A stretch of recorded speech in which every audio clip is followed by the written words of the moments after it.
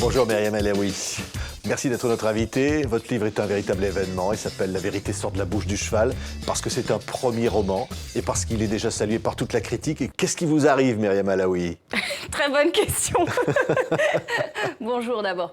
Écoutez, ce qui m'arrive, c'est une belle histoire d'abord. J'ai écrit un premier roman dans l'espoir d'être publié un jour. J'ai été publiée, ça a pris du temps, mais je l'ai été. Et voilà, la suite ne m'appartient plus. Au fond, vous nous emmenez dans ce qui est le plus populaire du Maroc d'aujourd'hui, le marché de Casablanca, avec un personnage étonnant, on va en parler, et au fond, dans ce peuple qui vibre. Alors, Casablanca est ma ville. J'y suis née, j'y ai grandi, j'y ai travaillé.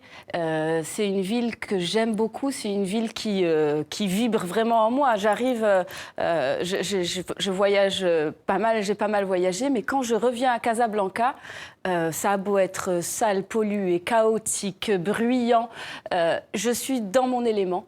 Et c'est une ville qui a une énergie extraordinaire. Oui. Et aujourd'hui que je vis à New York, je sens une forme d'énergie comparable. C'est une énergie forte que celle de cette prostituée qui est l'héroïne, la narratrice de votre livre, Djmia, qui finalement ne se laisse pas abattre par tout ce qui lui arrive.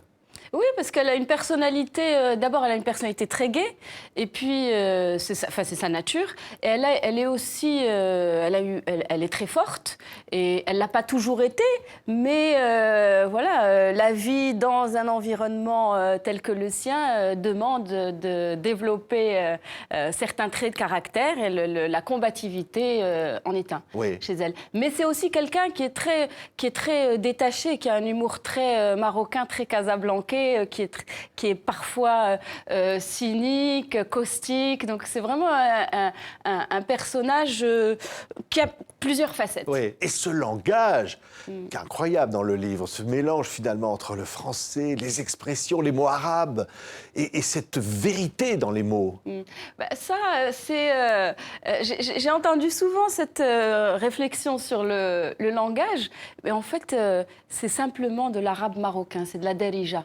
Quand je me suis mise dans la tête de Djmia, Djmia étant une prostituée de bas étage, on peut dire, j'ai pensé en arabe, puisqu'elle pense en arabe. Elle pense en arabe, elle parle en arabe. Et donc, cette langue, c'est simplement de l'arabe dialectal qui a été traduit par un mécanisme que je n'ai pas compris à aujourd'hui, en français. Et ça a donné ça. Ce personnage fantastique avec une fille, Samia, avec ce souteneur, avec finalement les personnages qui l'entourent. Et au fond, elle regarde les feuilletons mexicains à la télévision. Elle a une vie rythmée par les passes que vous nous décrivez. On plonge finalement dans ce monde-là. Mais écoutez, je suis ravie de vous entendre le dire. Oui. Qu'est-ce qui vous a fasciné ? C'est vraiment le terme, j'ai été fascinée. J'ai vécu au centre-ville de Casablanca que je décris pendant 8 ans. Et donc c'est le vieux centre, en fait, le centre européen qui a été construit entre les années peut-être, je dirais, 20 et 70 au plus tard, il me semble. Et c'est un quartier qui est très mélangé. Donc il y a plusieurs marchés, il y a beaucoup de bars, il y a des familles tout à fait ordinaires, voire convenables, qui y vivent. Et me promener dans les rues de ce quartier et passer devant ces femmes exerçait effectivement sur moi une fascination. Et en fait, j'avais envie de savoir ce qu'elles se disaient entre elles, j'avais envie de les suivre, j'avais envie de voir comment est-ce qu'elles allaient arriver à accrocher un homme, comment est-ce qu'elles allaient conclure, ou comment elles interagissaient avec la police. Et donc, mais je n'avais pas du tout l'intention d'écrire un roman. Donc c'est vraiment par curiosité personnelle que je les ai suivis, que j'ai suivi leurs histoires, que j'ai demandé aux gardiens du parking du quartier de me raconter ce qui se passait. Et voilà, mais ce n'était pas pour écrire une histoire. Elle dit, je suis Djmia, j'ai une fille et je donne ce que j'ai. Oui, pour vivre, je me sers de ce que j'ai, oui. C'est ça son destin, mais le destin va basculer, et la trame romanesque est là, on ne la décrira pas. Mais au fond, elle peut basculer de l'autre côté, peut-être des écrans de télé, lors de cette rencontre avec ce personnage qu'elle va baptiser Bouche de cheval, en raison de son physique, Oui, oui. et qui va peut-être faire basculer son destin.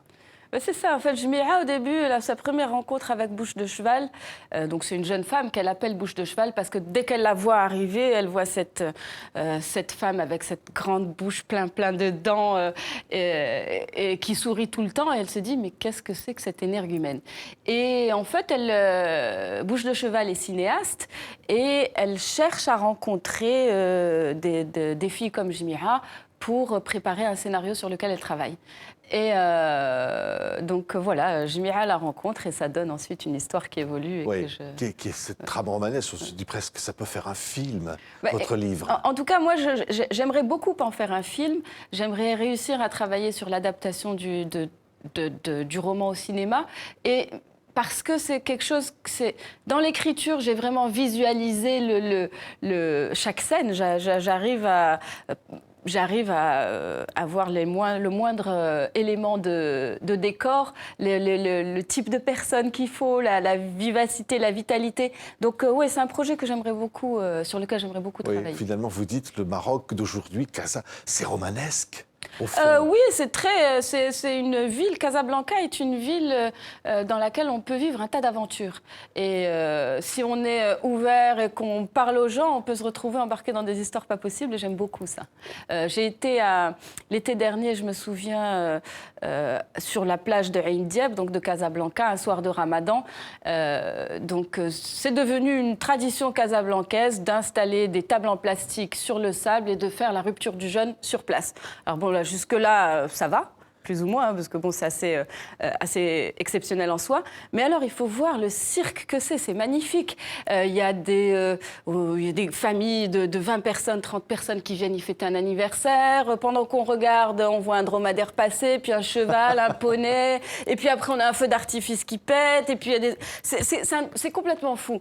Et j'ai été me promener en bord de mer, donc je vais me promener, et je reviens, et puis je vois une petite fille sur un chameau, je me dis, sur un dromadaire, et je me dis, c'est mignon. Et puis je regarde de plus près, et c'était la mienne, en fait. Donc voilà, il se passe un tas de trucs.